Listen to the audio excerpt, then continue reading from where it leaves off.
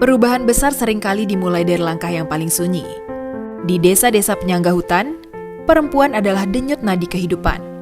Mereka menjaga air, pangan, dan keberlanjutan keluarga.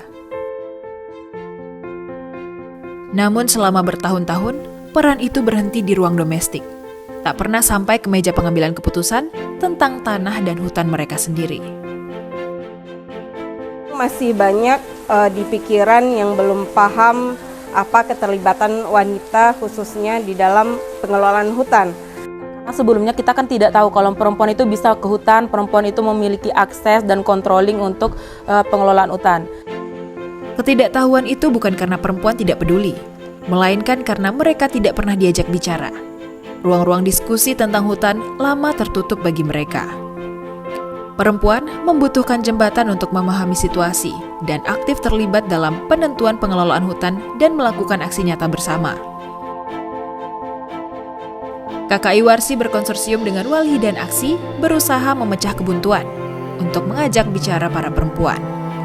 Proses ini dimulai dengan mengetuk pintu, duduk bersila di lantai dapur, dan meyakinkan para perempuan ini bahwa suara mereka memiliki kekuatan. Feminist Participatory Action Reset adalah sebuah metode dimaksudkan untuk bagaimana perempuan yang hidup, yang tinggal di sekitar kawasan hutan itu mendokumentasikan pengetahuannya, pengalamannya, dan inisiatif-inisiatif yang bisa dia kembangkan di dalam konteks bagaimana mereka terlibat dalam mengambil keputusan berkaitan dengan tata kelola hutan. Melalui Feminist Participatory Action Research (FPAR), perempuan diajak melihat ulang kehidupan sehari-hari mereka dengan kacamata baru.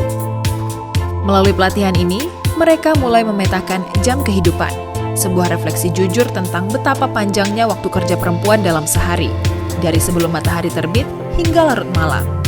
Memahami perbedaan mendasar antara peran perempuan sebagai pengelola rumah tangga dan sosial dalam masyarakat, termasuk dalam pengelolaan sumber daya alam.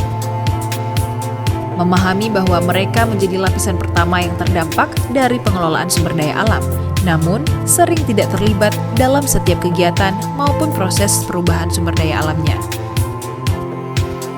Kami ingin mereka sadar bahwa beban pekerjaan yang besar seharusnya diiringi dengan hak suara yang setara dalam pengelolaan sumber daya alam. Ketika perempuan paling tahu urusan air dan pangan, kenapa mereka justru tidak dilibatkan ketika hutan itu dibicarakan?